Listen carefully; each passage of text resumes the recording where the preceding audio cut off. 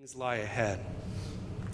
Let's turn now to the Gospel of John, shall we? And I want to focus on that phrase that we as Catholics grow up hearing all the time. And it's the title that John the Baptist speaks when he sees Jesus. When he sees the blessed Lord, he says, "Behold the Lamb of God, who takes away the sins of the world." Isn't that an interesting and odd way to describe a person? But that's exactly what John the Baptist said. Now again, you and I who have grown up as Christians, we hear that phrase, Lamb of God, and we tend not to think much of it. But let's take some time to think of it, because that phrase means something really important. And it was a revolutionary phrase when John the Baptist spoke it. Let's see if we can grasp what John the Baptist was trying to say. At the time of Christ, at the time of John the Baptist, the Jewish religion, Jesus was a Jew, John the Baptist was a Jew, the Jewish religion was based upon a sacrificial system.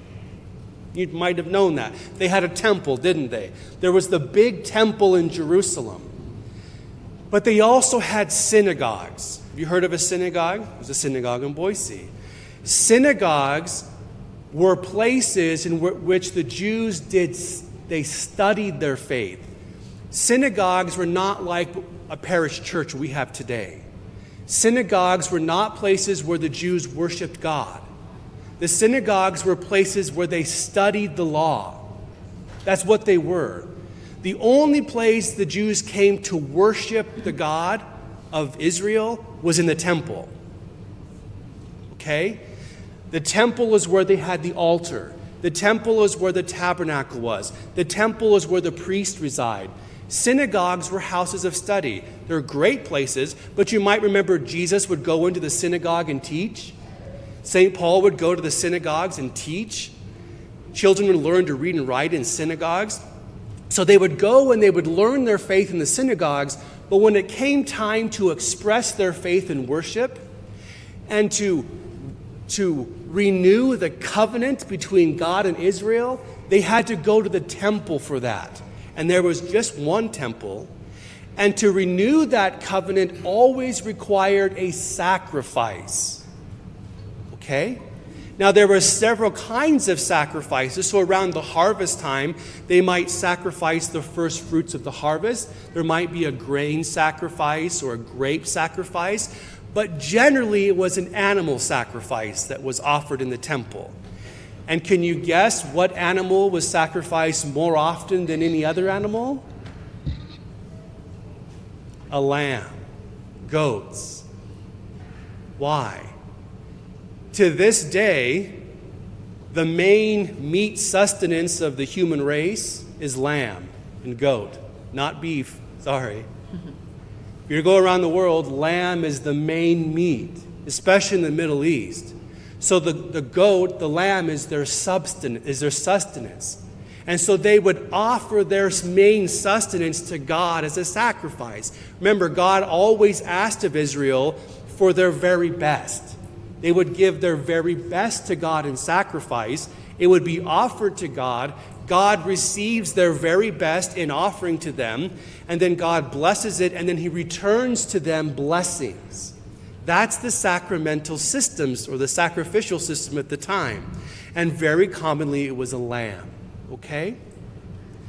When John the Baptist said, "Behold the Lamb of God, who takes away the sins of the world," all of his disciples would have heard that, and they would have understood that John was talking about the temple.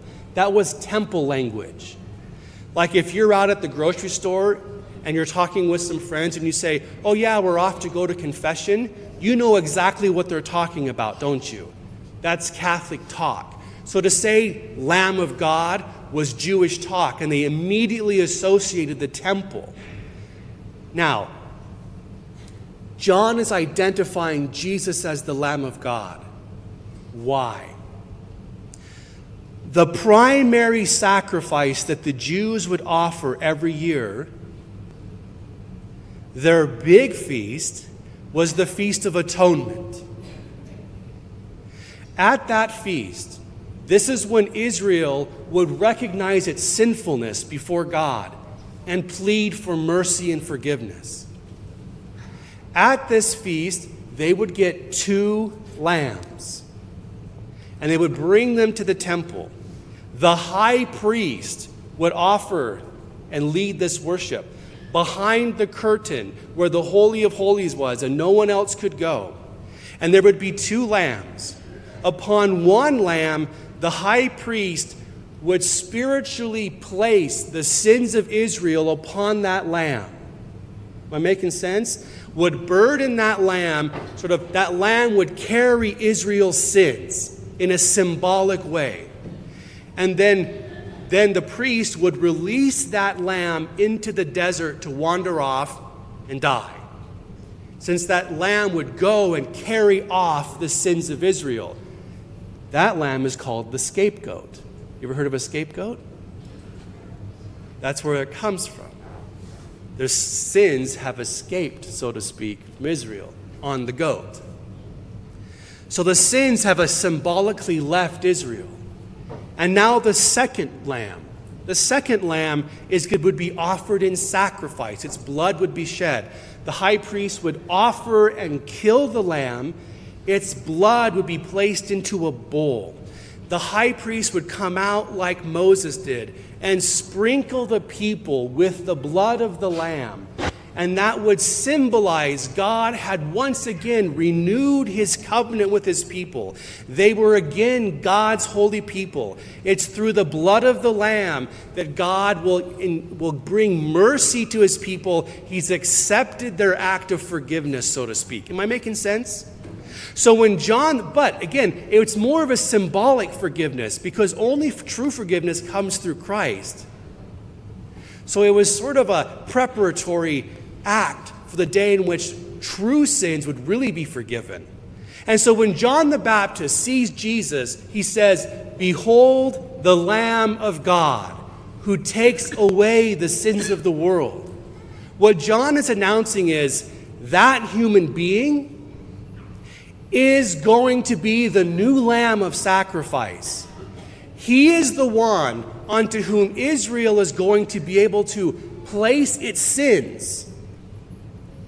This man, who is the Son of God, who is anointed by the Spirit of God, is going to be sacrificed because it's temple language. That lamb is going to be sacrificed, and his blood is going to be shed. And when the blood of this lamb is shed and sacrificed for us, it will truly bring forgiveness of sins to Israel and to the world. Not symbolically, but really. He will take away the sins of the world permanently. And not only that, but in the Jewish sacrifices, they would sacrifice an animal, and then they would cook the meat, and then the people would eat the meat. Did you know that? They would then be fed upon the meat of the sacrifice. And so the intention is that Christ the Lord is the Lamb who will be sacrificed. His blood will be shed, and we will feed off of the sacrifice. We will have the bread of life and the chalice of salvation. What John is declaring in that simple phrase is that man, Jesus of Nazareth, he is the one who will sacrifice his life, having taken on all of the sins of the world, the scapegoat. But he's a scapegoat that won't run away. He is the one lamb who himself will be sacrificed. And from him, from his body and blood, will feed and nourish the people. And that holy sacrifice and meal will restore and renew the covenant between God and his people, and their sins will be forgiven. That's no simple phrase, is it? Behold the Lamb of God who takes away the sins of the world. And each time we come to Mass, that sacrifice of the Lamb is made present again for us on the altar. We call this the sacrifice of the Mass. Christ is not being sacrificed again, but his one sacrifice is made present to us. God reaching through time, extending his mercy from generation to generation. Jesus never intended that there would not be an altar. He never took away a priesthood. In fact, he intended to continue the Jewish system of sacrifice, but in a new way. In a new way. Jesus didn't just rip out the Old Testament and throw it away. He fulfilled it, didn't he? And it's fulfilled right here. You and I are going to be able to receive and benefit from the Lamb of God who takes away the sins of the world. That changes everything. There's nothing symbolic about it. There's nothing pretend about it. It is 100% real. And God is going to show up today and really recommit himself to us, restore the bonds of our relationship to him and to each other, wipe away sins. Receiving communion does forgive sins. You can read it in the Catechism. And creates a bond between each of us as Christians, uniting us into a family that is so tight. Behold the Lamb of God who takes away the sins of the world.